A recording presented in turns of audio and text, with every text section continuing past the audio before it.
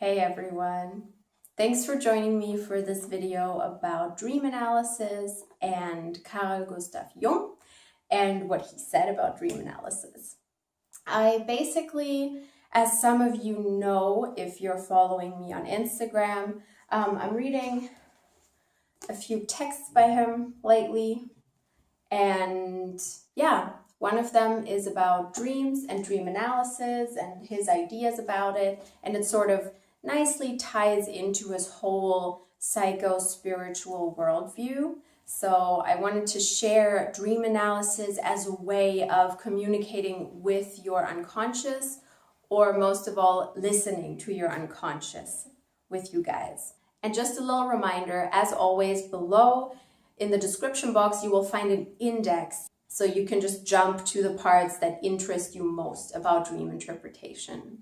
So I am by no means a Jung expert or anything, but I just love learning about structured approaches to intuition and to communicating with your unconscious. And I think dream analysis in all of its patterns and structures is a very helpful analytical tool in order to understand your dreams and understand your unconscious as well. I was raised with a mother who knew a lot about Jung and who basically tried to put his theories into action kind of with how she raised us. So I think a lot of the things he say resonate very deeply with me. So while I'm not an expert, I would say by now I have kind of a good understanding of what his theories are about. So I'd love to share it with you, and I'd love to talk about dreams because dreams are awesome. And yeah, it just resonates with me as a truth that I've known since I've been a child, basically. I'll go over the theoretic background of the dream analysis, and I will also give a specific example and give you specific steps what you can do to analyze your dream. So next time you have one, you have a little toolkit that you can use, basically. This is the goal of the video. So let's start with the prerequisite belief that you need to have in order for this to even be worth anything, which is that dreams are an expression of your unconscious. And also, my own addition to this theory, they are also an expression of the higher self, in my opinion. What the higher self is, maybe I will make a video about that at some other point. Now, the very central term for understanding dream analysis, according to Jung, is compensation. Not in the sense that Freud used it necessarily. This is the first thing most people think about when they hear compensation. But it is about the mind comparing the conscious and the unconscious to each other. And in the dream, basically filling the gap in between and sort of correcting or filling in the blanks where the two do not overlap. Now, just real briefly, of course, there are big dreams and there are small dreams. Not every dream is worth analyzing to the death. Most of the time you will know whether it was a very meaningful dream because you will remember it and you will wonder did that mean, you know? And if that feeling is in you, then I think dream analysis is worth it. But if it's kind of a tiny throwaway dream, then it's not, might not be as important. All right, so let's go towards step one of understanding your dream and how the unconscious is coming through in the dream language, basically. First of all, you want to determine the place or the time. Most of the time there will not be a time frame, but there's always a place. For example, you could be walking down the street with your friends. That would be the setting of the dream, the place. Secondly, you want to determine the entanglement, as Jung calls it. How does the dream pull you into its story? Now let's say you're walking down the street with your friends, and then aliens come down and want to take you with them. This is how you get entangled into the dream, how you basically become a part of the story rather than just an observer. Now, after this entanglement, the aliens are trying to take you away, comes the peripeteia, and it's the turning point. This is also why this whole process is going to be easier for people who have studied literature or who like interpreting books, because a lot of this is related to a dramatic structure. So anyway, the turning point could be, for example, that one of your friends throws a candle or some other object at the aliens, and this somehow makes them vanish, makes them go away, and you're saved from the alien invasion. That would be the turning point. And the fourth and final step is the lysis, or the dissolution, the resolution of the dream, which in this case would be that you're saved from the aliens, you're with your friends again, maybe you all hug it out or something, and that would be the resolution. Sometimes this resolution doesn't happen in dreams, but usually those are the four aspects that you can go over: the place and the time, if applicable, the entanglement, the turning point, and the resolution.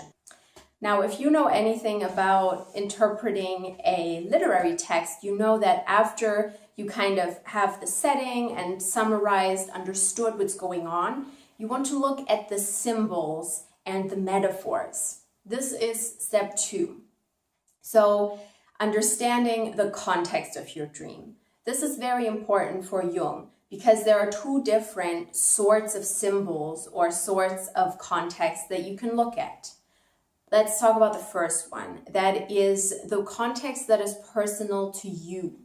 And this is why you cannot analyze a dream without the input of the dreamer.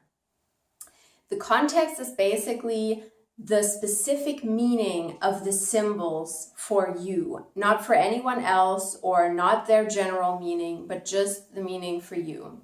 In one of his texts, Jung has a very good example that describes this, which is a patient was dreaming about a table and sitting at it. And for some people, if you are an outsider and this wasn't your dream, you would maybe say, oh, tables stand for stability. They stand for maybe even family, because it's a place where your whole family comes together and eats.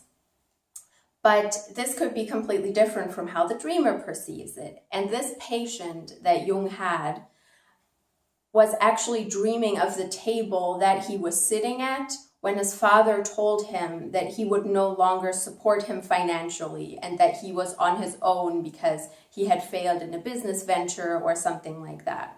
So the table has a completely different meaning to this person, obviously. And that's why you always need your personal context.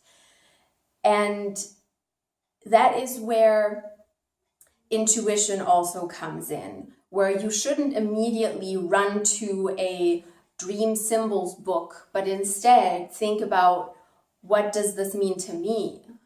For example, the other day I was dreaming that I had a little bunny in my hand and I had to protect it, but I had to act as if it was a bulldog instead of a bunny, because otherwise someone would like catch me and basically say that I had a bunny which was forbidden, and instead I had to act as if it was a little bulldog puppy.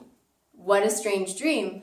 But when I think about what puppies or bulldogs and bunnies mean to me, it makes a lot more sense. And that is why looking in a book, like if you look in a book, bunnies, it says stand for fertility and for being very sly and smart.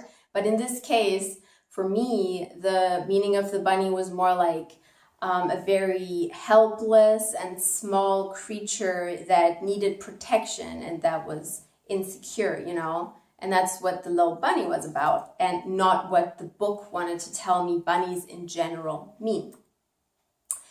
Now, from time to time, obviously, if you go over the symbols in your dream, you will notice some of them don't have any meaning to you. Some of them you might never have seen in your life, and you have no relation with them.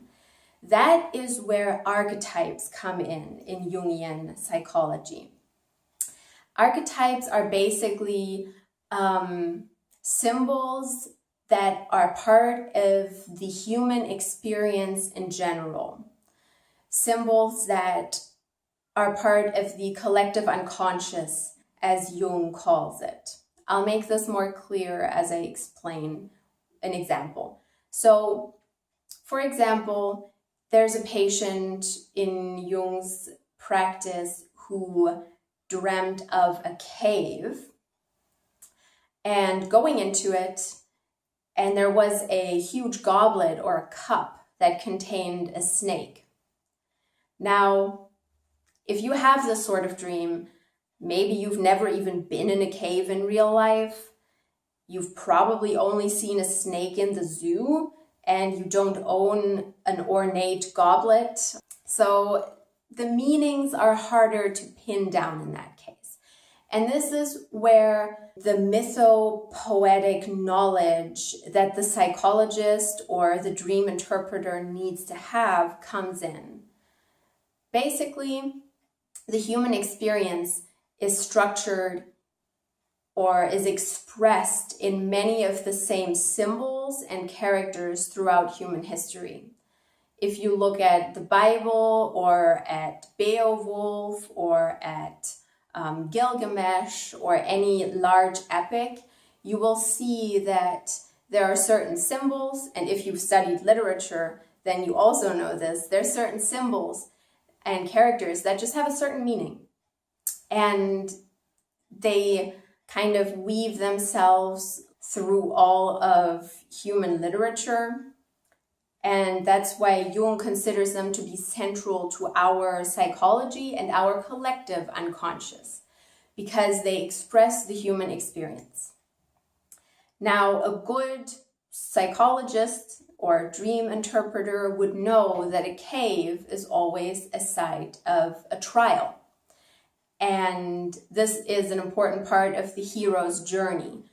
If you've heard about this, then you know what I'm talking about. If you haven't heard it, the hero's journey is basically the archetypical stages that the hero goes through in his journey. He starts out in a small village, then someone comes in from the outside, tells him he has his fate to follow, and he's like, no thanks, I don't want to follow anything, I just want to live my life. But then eventually he gets involved, entangled, kind of like in a dream, and has to act and has to follow his destiny and is guided by a sage old man. And then he goes through all of the other stages of the hero's journey. And this is enriched with archetypical characters, symbols, everything. Now, archetypical symbols in dreams are often a sign of a certain part of your personality coming to light that hasn't formed yet. It's something that's not from your past, not like the table where your father told you he's no longer supporting you financially, not about anything that happened to you, but it's about something you've never seen before, a part of your personality that is in the process of realizing itself, basically. And this is characterized by the archetypes and reflected in all of human experience. So, step 3, after we have collected a summary of the dream and know kind of the symbols and have pinned down the important symbols like a table, the snake, the cup, the cave, the candle, the aliens, all of these are accumulated now. And we can start interpreting and thinking about what it means for your own life. So just as an example, with the snake dream, you could say that the woman who dreamt this needs to go through an important trial represented by the cave in order to obtain the receptivity, which is represented by the cup, she needs in order to gain more knowledge, which is represented by the snake. And knowing that a snake represents knowledge, but also kind of seduction or danger, you have to know a little bit about the Bible, for example, or about any other human stories really where snakes play a part. And in order to know that the cup means receptivity, you have to know something about occult symbolism and alchemical symbolism, which Jung was really big about as well. There's actually a great book, I think, called Psychology and Alchemy, and that's definitely going to be my next read after I'm done with the texts in this one. So now that we know, just like in tarot interpretation, you take your own experience and the more general human experience and kind of find the overlap, we can interpret dreams in a whole different way and understand them in a different way. And this is what I love, that you now have a structure that you can follow instead of just sitting there and thinking like, oh God, I don't know what this means, you know? Jung relates all of this back to healing neuroses and laying bare the obstacles that the patient goes through due to a lack of communication between the conscious and the unconscious. So if your consciousness is ignoring certain things, then you want to make sure that you listen to your unconscious through your dreams or through reading the clouds or reading tarot. Anything that activates your intuition and kind of fosters your relationship with your unconscious so you can listen to it. Now, there's one warning that Jung gives.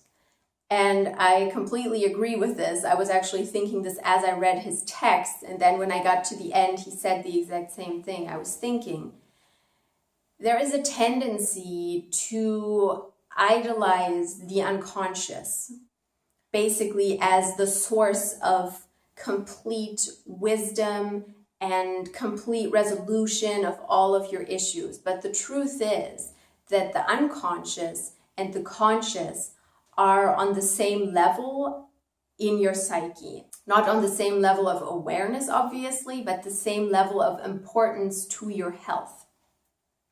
So it's important that you do not idealize or take the messages of dreams as the ultimate truth. You always have to match up the conscious and the unconscious.